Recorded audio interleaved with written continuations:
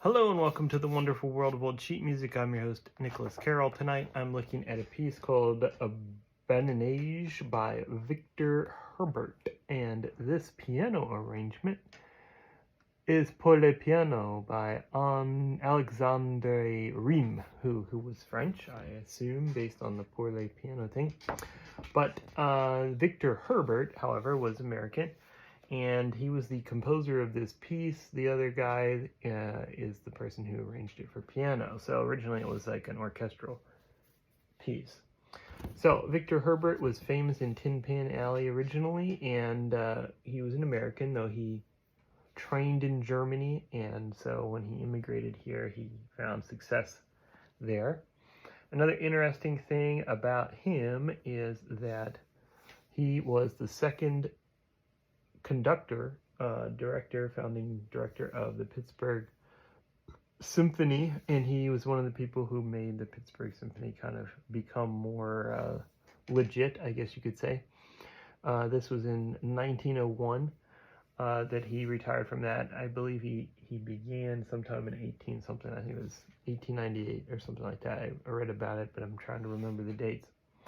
The other thing that's interesting about that, though, is if you look at the back here, like they often have lots of ads for other pieces. One of the other pieces they have is the Belle of Pittsburgh March, which, kind of indicates again that he probably wrote that specifically for the Pittsburgh Symphony. So he was active in the late 1800s and early 1900s in particular. This looks like it's a fairly lengthy piece, which is not too surprising since it is a full orchestra piece arranged for piano. It has a lot going on to it. It's one of these things that even if this Alexandre Riem, who you can't really find anything about that, about him, even if he did a really good job transcribing this, it's going to be pretty hard to turn a symphony piece into just a piano piece. So there may be parts that don't translate perfectly. Of course, I don't think that many people are familiar with this song or anything, so. This piece was copyright 1895, here it says, and it was renewed in 1923. So that indicates to me that this particular piece of music, the sheet I'm holding, is actually from like 1923, whereas the song was written before that. What's also a funny thing here is it says Liebesfreude here in handwriting. So whoever wrote that there, that's German for basically loving joy, or it's feeling joyful. Liebe meaning love, Freud meaning joy. So let's see how this goes and how it goes with a lot of different sections. I'll do my best. Oh, I didn't mention this, but it's kind of funny. Somebody just gave me this Kennywood shirt, which is in Pittsburgh, so it's funny that this piece is about a guy who was a conductor in Pittsburgh.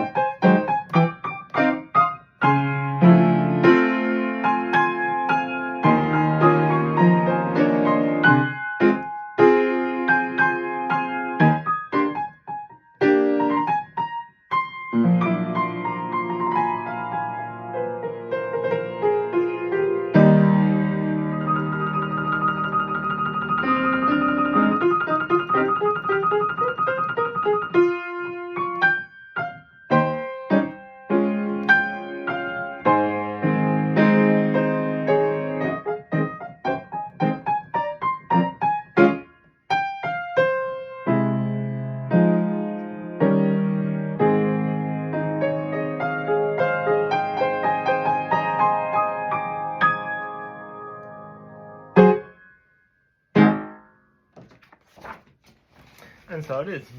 Badinage, I guess is how you say that. I'm thinking maybe that is the French word for Liebesfreude, and maybe that's why whoever wrote this in the beginning here in the front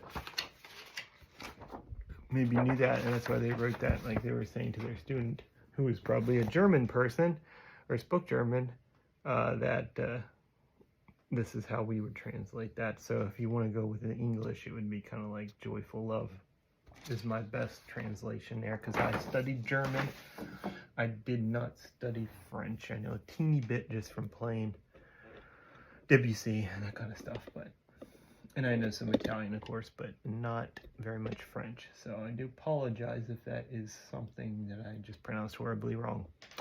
So anyway, it was an interesting piece. Like I predicted, the most difficult part of it, which I would disagree with if I was going to arrange this, is doing things like that, which are, come on, focus, there you go.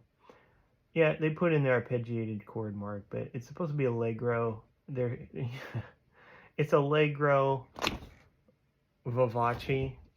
It's really like a scherzo kind of mixed with a Johann Strauss Jr. style waltz, kind of sound to it. So to put those, like, you can actually roll those quickly enough as eighth notes and realistically reach that octave plus,